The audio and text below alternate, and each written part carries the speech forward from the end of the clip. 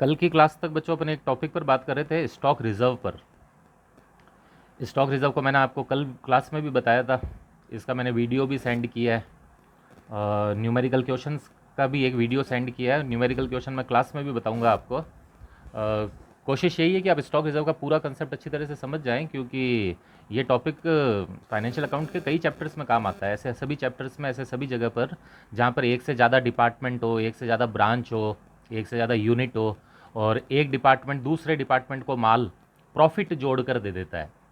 तो कल जहाँ तक हुई थी क्लास, उसके आगे की बात करते हैं। कल अपन एक बात कर रहे थे कि ए डिपार्टमेंट अगर बी डिपार्टमेंट को कोई माल दे, ए डिपार्टमेंट अगर कोई बी डिपार्टमेंट को माल दे और वो उसमें प्रॉफिट ऐड कर दे, ठीक है, प्रॉफिट ऐड कर दे, तो ए डिपार्टमेंट ने अपने ही डिपार्टमेंट से एक ऐसा प्रॉफिट कमा लिया जो एक्चुअल में उसको हुआ नहीं है, क्योंकि माल अभी तक बी के स्टॉक में मौजूद है। इस विषय पर मैंने आपको बहुत तसल्ली से समझाई थी बात। अगर ए बी को जो माल देता है, बी अगर उसको आगे बेच दे, ठीक है, उसको बेच दे, चाहे से वो उसको फिनिश गुड्स बनाने में यूज़ कर ले और उस फिनिश गुड्स को बेच दे, कुल मिलाकर इसके पास वो माल होना नहीं चाहिए। साल ख़त्म होने तक ये माल इसके पास नहीं होना चाहिए।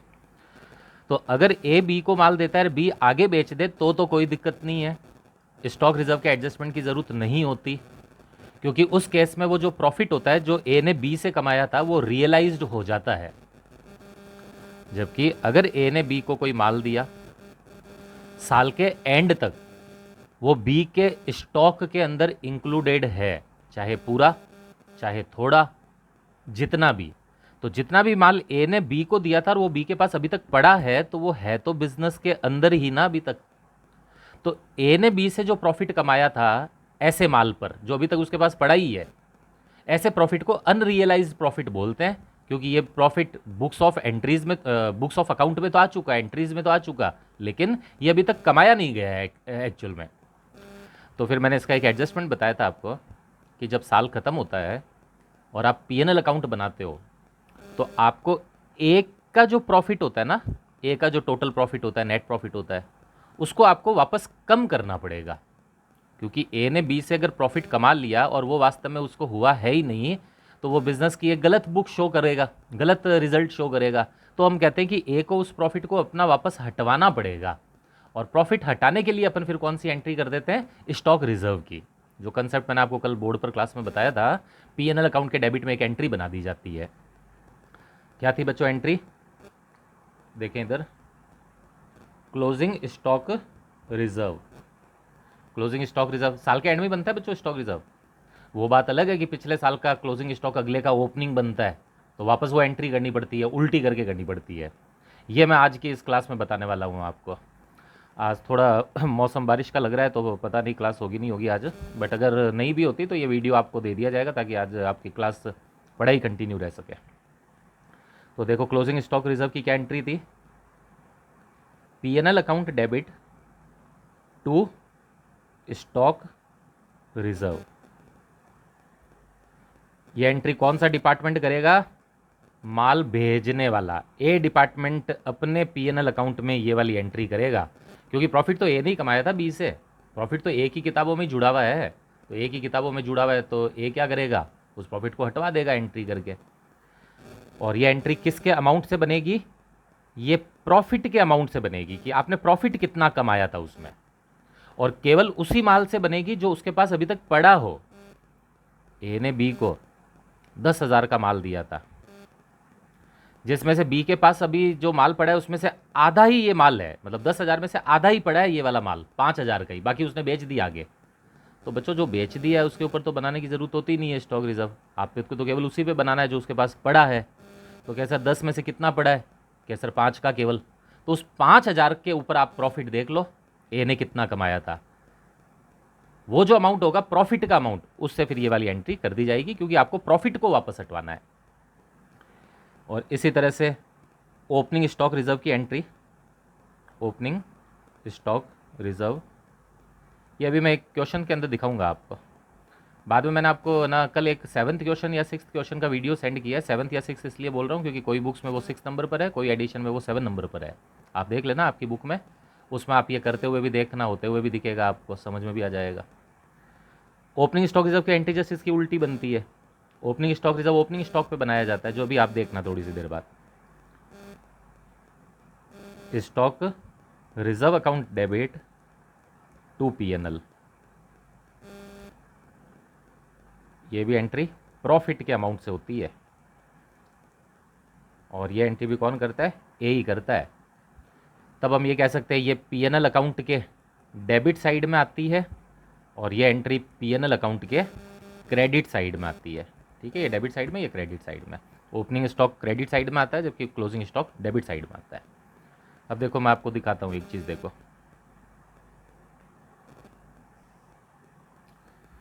देखिए बच्चे, मैंने एक ना इमेजिनरी डाटा लिखकर एक क्वेश्चन बनाया है छोटा सा। ठीक है, ये इमेजिनरी मन से ही लिखे हैं डाटा सारे, ये सब क्वेश्चंस में अवेलेबल होते हैं।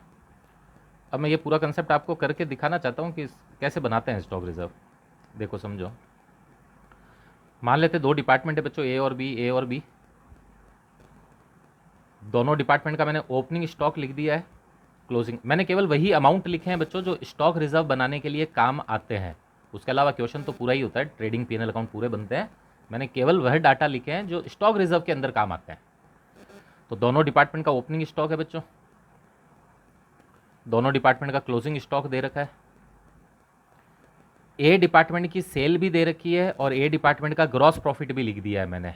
अपन बैलेंसिंग फिगर में निकालते हैं ना ग्रॉस प्रॉफिट, वो भी लिख दिया है, क्योंकि ये जीपी रेट निकालने के काम आएगा। मैं भी प्रॉफिट रेट निकाल के बताऊंगा, क्योंकि बच्चों स्टॉक रिजर्व बनाने के लिए प्रॉफिट रेट की जरूरत पड़ेगी ना। तो प्रॉफिट रेट अपन कैलकुलेट करेंगे जीपी रेट ए डिपार्टमेंट की। तो बस ये इतने अमाउंट की अपन को ज़रूरत पड़ेगी। क्वेश्चन में केवल एक लाइन देखो लिखी हुई आई, बी डिपार्टमेंट के, ऐसी बात बताएगा क्वेश्चन, खुद बताएगा सारी बातें। बी डिपार्टमेंट के स्टॉक में 80% माल ए डिपार्टमेंट का है। ठीक है, बी डिपार्टमेंट के स्टॉक में 80% माल ए डिपार्टमेंट का है, और ए डिपार्टमेंट बी डिपार्टमेंट को माल इनवॉइस प्राइस पर देता है। इंग्लिश में बोले तो stock of B department include 80% goods of A department. देखो बी डिपार्टमेंट का जो स्टॉक है ना बच्चों, देखो ये वाला 40,000, टोटल स्टॉक 40,000 जरूर है, लेकिन इसमें से बच्चों 80% माल ए ने ही उसको दिया है। ठीक है, आपस में देते हैं ना एक दूसरे को, तो वो कह रहे हैं कि बी डिपार्टमेंट का जो टोटल माल पड़ा है उसमें से 80% उसको ए नहीं दिया है। तो बच्चे ए नहीं दिया है और वो उसके स्टॉक में पड़ा है, तो बनाना पड़ेगा ना फिर स्टॉक रिजर्व। बी क्लोजिंग में भी यही बात होती है, जब ये स्टॉक वर्ड बोलता है ना बी डिपार्टमेंट के स्टॉक में, तो वो दोनों की बात करता है। तो ये देखो क्लोजिंग स्टॉक कितना है 50, इस 50 में भी टोटल 50,000 के माल में भी 80% माल ए डिपार्टमेंट वाला ही है। तो बच्चे देखो इसका मतलब है तेरे पास वो पड़ा है अभी तक माल। तो यही बात मैंने आपको बताई थी, जो दूसरे डिपार्टमेंट का माल आपके पास है और वो अभी तक पड़ा है आपके पास, तो उसके ऊपर स्टॉक रिजर्व बनता है, उसका प्रॉफिट हटवाना पड़ता है वापस आपको।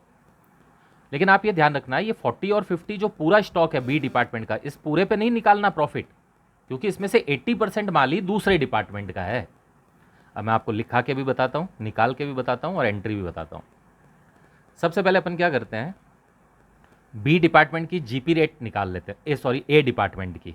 वो इसलिए क्योंकि स्टॉक रिजर्व निकालने के लिए प्रॉफिट रेट की जरूरत पड़ती है, जीपी रेट की जरूरत पड़ती है, क्योंकि स्टॉक रिजर्व प्रॉफिट को ही तो कहते हैं कि ए डिपार्टमेंट ने बी से कितना प्रॉफिट कमाया था। तो ए डिपार्टमेंट की रेट निकालता हूं मैं, देखो जीपी रेट, ये देखो A department GP rate of department A, जो माल देता है उसी की जीपी रेट निकालने की ज़रूरत है। जीपी रेट का फॉर्मूला पता होगा, अगर 11th और 12th आप कॉमर्स पास आउट हैं तो, नहीं पता है तो लिख लेना, gross profit upon sales into 100, ये होता है जीपी रेट का फॉर्मूला। अप्लाई करते हैं, ग्रॉस प्रॉफिट, ए डिपार्टमेंट का ग्रॉस प्रॉफिट कितना लिखा है, ये बच्चे मैंने मन से लिखे है ना, क्वेश्चन करते वक्त कैलकुलेट करेंगे आप, क्वेश्चन नंबर 6 और 7 देखेंगे तो उसमें दिख भी जाएगा आपको कैलकुलेट करते हुए भी, वो भी बताऊंगा क्लास में मैं आपको। जीपीए 1,20,000, 1,20,000 अपॉन सेल्स, सेल्स है बच्चों ए डिपार्टमेंट की 6 लाख, मैंने वही अमाउंट लिखे थे जो काम के थे, 6 लाख इंटू 100%। तो जब आप 1,20,000 डिवाइडेड बाय 6 लाख इंटू 100 करेंगे तो ये आंसर आएगा 20%। यानी ए डिपार्टमेंट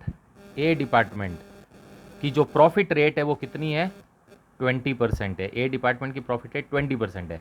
इसका मतलब हुआ कि ए डिपार्टमेंट जब बी को माल देता है, ए डिपार्टमेंट जब बी को माल देता है तो वो उसके ऊपर भी कितना परसेंट प्रॉफिट कमा लेता है, 20%। अब अपन निकालते हैं स्टॉक रिजर्व। सबसे पहले ओपनिंग स्टॉक रिजर्व, ये चीज़ दिखाने के पीछे मेरा ऑब्जेक्टिव ये है कि आप ये समझो कि स्टॉक रिजर्व दोनों स्टॉक पे बनता है, ओपनिंग स्टॉक पे भी बनता है, क्लोजिंग स्टॉक पे भी, क्योंकि स्टॉक रिजर्व का मतलब है माल में प्रॉफिट कितना जुड़ा हुआ है जो दूसरे डिपार्टमेंट ने दिया था। तो माल तो ओपनिंग भी होता है क्लोजिंग भी होता है, तो दोनों पे बनता है स्टॉक रिजर्व। अब देखो स्टॉक रिजर्व ओपनिंग कैसे निकालो, इधर ध्यान दो। पहले देखो बी डिपार्टमेंट का टोटल माल कितना है, 40,000। अगर ये क्वेश्चन कहता कि ये पूरा माल ए का ही है, मतलब जो 40 दिया ना ये पूरा का माल ए नहीं दिया था बी को, तो इस पूरे के ऊपर प्रॉफिट निकालता मैं। लेकिन मैंने क्वेश्चन में लिखा है कि बी के पास जो माल है उसमें से 80% ही माल ए डिपार्टमेंट का है, बाकी तो बी ने खुद ने खरीदा होगा कहीं से, बी खुद भी तो ला सकता है बाजार से। तो 80% माल ही ए डिपार्टमेंट का है। तो पहले तो देखो इसका स्टॉक कितना है, 40। टोटल ओपनिंग स्टॉक कितना है बच्चों, 40। इसमें ए का कितना है, ए का मतलब जो ए ने भेजा था उसको। टोटल ओपनिंग स्टॉक तो बी डिपार्टमेंट का, ये बी का है, टोटल बी का ओपनिंग स्टॉक तो 40,000 है, लेकिन इसमें से ए ने भेजा था वो कितना है, 40,000 का 80%। बोला है ना क्वेश्चन ने कि 80% माल ए ना ए का है, तो 40 का 80% 32,000। यानी 32,000 का माल जो है ना बी डिपार्टमेंट के पास जो पड़ा है ओपनिंग में, वो ए ने भेजा था उसको। तो अब आप इसका प्रॉफिट क्या कर दो, कैंसिल कर दो, जो ए ने बी से कमा लिया था, क्योंकि माल तो घर में ही पड़ा है ना अभी तक आपके। अब आप इसके ऊपर क्या बना लो, स्टॉक रिजर्व। स्टॉक रिजर्व बच्चे एक तरह से प्रॉफिट को ही कहते हैं, जो माल में प्रॉफिट जुड़ा हुआ है। तो 32,000 का माल है और इसमें प्रॉफिट रेट, अब प्रॉफिट रेट कौन सी, जीपी रेट निकाली थी ना बच्चों अभी अपन ने, 20%। वो जीपी रेट ही प्रॉफिट रेट होती है। तो 32,000 का माल, बी के पास 32,000 का माल ऐसा है जो ए ने दिया था उसको, और उस पर उसने प्रॉफिट कितना कमाया होगा, इसका इंटू 20% कर दो, क्योंकि ए की प्रॉफिट रेट कितनी है, ये जो प्रॉफिट रेट है वो ए की रेट है, ए ने तो बी को दिया था, तो ए की रेट काम आएगी, एंट्री भी ए ही करेगा, लिखेगा भी ए ही। तो 32,000 का 20%, 6,400 का बच्चों ओपनिंग स्टॉक रिजर्व आएगा। और इसके लिए आप एंट्री क्या पास करोगे, ओपनिंग स्टॉक रिजर्व की एंट्री अभी लिखाई है पीछे बच्चों आपको, stock reserve account debit to PNL 6,400। और पीएनएल अकाउंट में कहाँ दिखाना पड़ेगा, बाय साइड में, क्योंकि stock reserve account debit to PNL है ना, तो स्टॉक रिजर्व में तो आएगा टू पीएनएल, पीएनएल में क्या आएगा, बाय स्टॉक रिजर्व। ये मैंने आपको इधर दिखाया भी था। क्लोजिंग स्टॉक रिजर्व जो होता है ना, क्लोजिंग स्टॉक वो पीएनएल के डेबिट में आता है और ओपनिंग स्टॉक रिजर्व पीएनएल के क्रेडिट में आता है। तो देखो ए डिपार्टमेंट पर आना, ए ही करता है बच्चों एंट्री वेंट्री सारी। बाय पीएनएल के अंदर लिखेगा, ये पीएनएल है ना नीचे वाला, बाय स्टॉक रिजर्व। ये कौन सा स्टॉक रिजर्व है, वो ओपनिंग वाला, कितना आया था, 6,400। बस ऐसे एंट्री बनेगी। अब क्लोजिंग का भी निकालते हैं सेम इसी तरह से, बस एकदम true copy. Closing stock reserve, पहले तो देखो बी का क्लोजिंग स्टॉक है कितना, बी का टोटल क्लोजिंग स्टॉक टोटल कितना है पहले तो वो देखो, 50,000।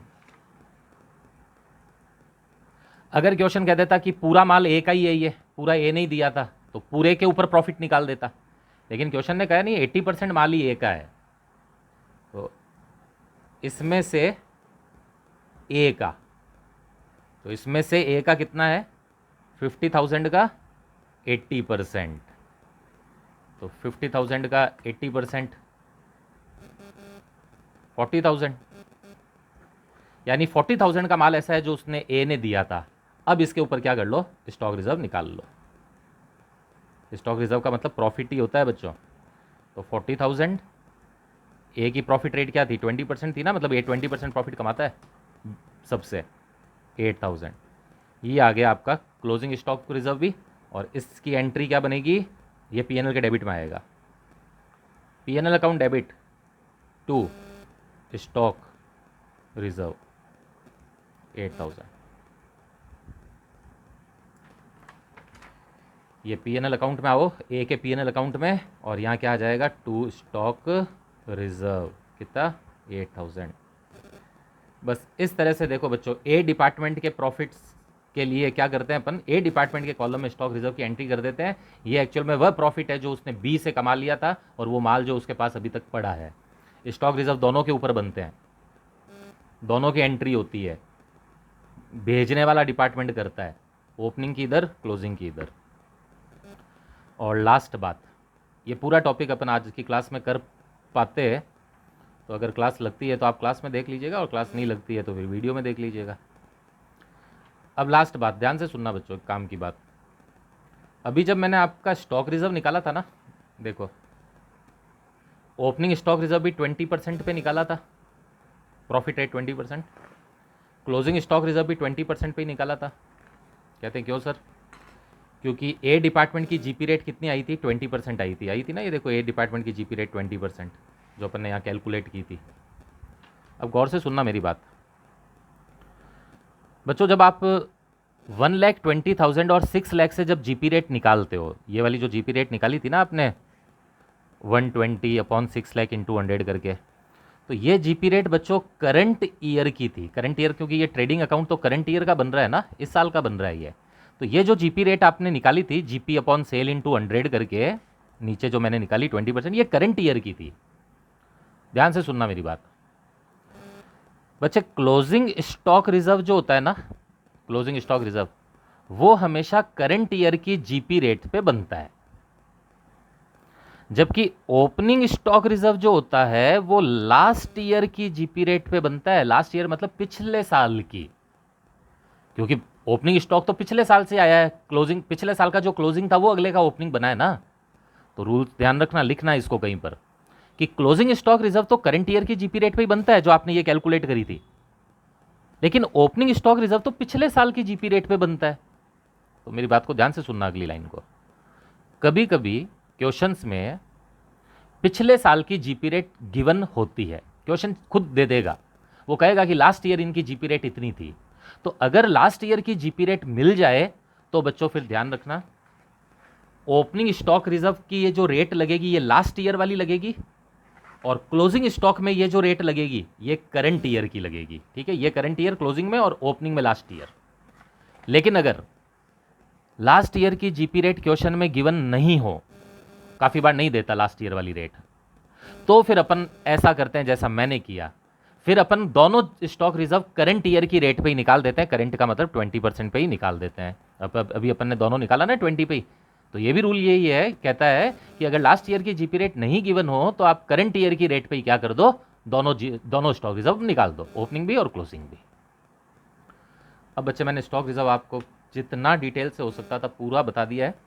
अब आप इसके बाद क्या करेंगे, अपना 6/7 यानी किसी बुक में 6 नंबर किसी पे 7 है वो क्वेश्चन करेंगे, क्लास में भी बताया जाएगा आपको, और क्लास में बताने से पहले वीडियो सेंड कर दिया गया है तो आप वो वीडियो में भी देख लें।